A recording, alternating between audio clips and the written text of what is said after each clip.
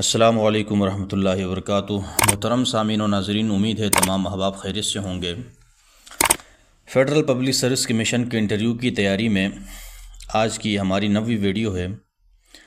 عربی ٹیچر، عربی lecturer, oriental teacher کے انٹرویوز کی تیاری کے سلسلے میں آج چند سوالات آپ احباب کے سامنے پیش کریں گے جو گزشتہ انٹرویوز میں پوچھے گئے ہیں۔ سوال یہ پوچھا گیا تھا، کان اللہ علیما حکیما، اس کی ترکیب کریں۔ ترکیب ہوگی کانا فعل ناقص ہے، لفظ اللہ اس کا اسم ہے، علیمن کانا کی خبر اول ہے، حکیمن کانا کی خبر ثانی ہے۔ پھر سوال ہوا تھا، ناصر نے اللہ کی کتاب پڑھی، اس کی عربی کیا ہوگی؟ تو قرأ ناصر کتاب اللہ، تو کہا کہ اس کی ترکیب بھی کریں۔ تو قرأ فعل ہے، ناصر فاعل ہے، اور کتاب اللہ مضاف مضاف الیہ مل کر یہ مفعول بھی ہے۔ سوال پوچھا، الولد الکریم اور الولد کریم، ان میں کیا فرق ہے؟ تو الولد الکریم یہ موصوف صفت ہیں، الولد کریم یہ مبتدا خبر ہیں۔ پھر موصوف صفت میں کتنی چیزوں میں مطابقت ضروری ہے؟ تو 10 چیزوں میں، رفع، نصب، جر، افراد، تثنیہ، جمع، تعریف، تنکیر، تذکیر، تانیث۔ اعراب الحرکت اور اعراب بالحرف، ان میں کیا فرق ہے؟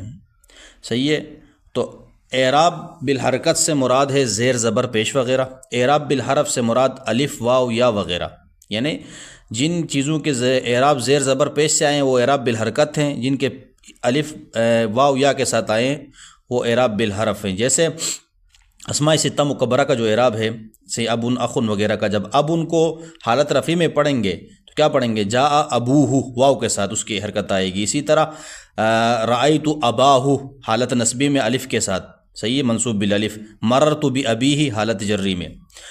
بلاغت کی کتنی قسمیں ہیں؟ تو بلاغت کی 3 قسمیں ہیں، علم البیان، علم المعانی، علم البدیع۔ اعراب اور حرکت میں کیا فرق ہے؟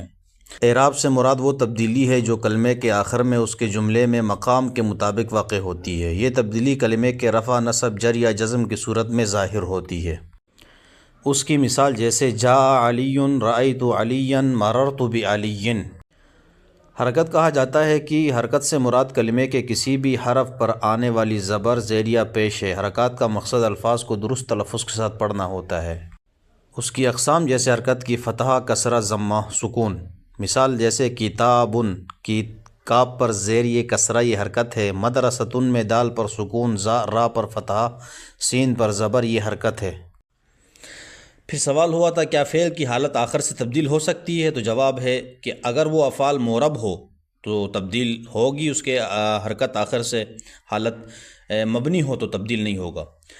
اسی طرح پوچھا، زہیر بن ابی سلمہ کے قصائد کو کیا کہا جاتا ہے؟ تو جواب ہے حولیات کہا جاتا ہے، کیونکہ کہتے ہیں کہ 1 سال تک وہ کسی کو نہیں سناتا تھا، 4 ماہ نظم، 4 ماہ کاٹ چھانٹ کرتا تھا، 4 ماہ بعد بڑے شعراء کے سامنے پیش کرتا تھا، تو گویا کہ سال کے بعد عام لوگوں کے سامنے وہ اس کے اشعار آتے تھے، قصیدے آتے تھے، اس لیے اس کو حولیات کہا جاتا ہے۔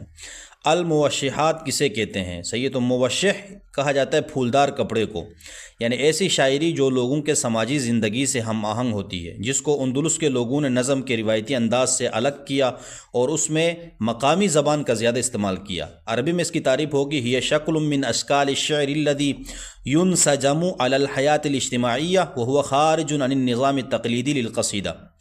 زجل کسے کہتے ہیں؟ ایسا شعر جس میں عوامی زبان کا خیال رکھا جائے۔ عربی میں اس کی تعریف ہوگی، الزجل فن من فنون الشعر الاندلسی مثل الموشح ويشتمل على اللغة العامة مثل السوق والمحافل العامة والطرق۔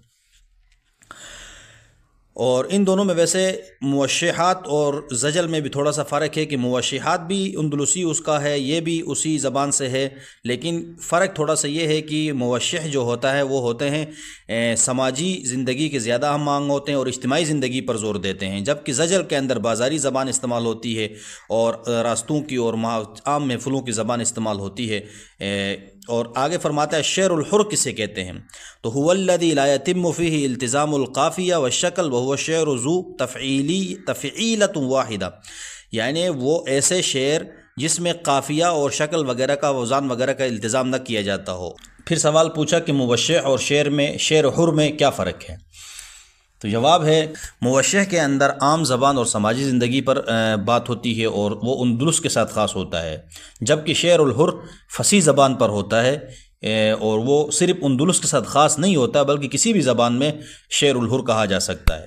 پھر سوال ہوا کہ مفعول بھی اور اس میں مفعول میں کیا فرق ہے؟ تو سب سے پہلے مفعول بھی کی تعریف کرتے ہیں۔ مفعول بھی کہا جاتا ہے هو الذی وقع علیہ الفعل وهو دائما منصوب، یعنی کہ وہ جس پر فعل واقع ہو جائے اس کو مفعول بھی کہا جاتا ہے۔ اسم المفعول هو الذی يعد من المشتقات وله اوزان مختلفہ، یعنی یہ تو کسی مصدر سے مشتق ہوتا ہے۔ اسم المفعول اس کے بہت سارے اوزان ہوتے ہیں، جب یہ ثلاثی ہو تو یہ مفعول کے وزن پر ہوتا ہے، جیسے مضروب، معقول وغیرہ۔ تو یہ تو ان کی تعریفات ہو گئی۔ فرق یہ ہے کہ اس میں مفعول کا وزن جب ثلاثی یہ ہوتا ہے تو جیسے مضروب یہ اس مصدر سے مفعول ہے جس پر کام ہو رہا ہوتا ہے، یہ اس وزن سے ہٹ نہیں سکتا ہے، صحیح ہے، اسی وزن پر یہ ہوگا، اس کے ساتھ یہ وزن اوزان خاص ہے۔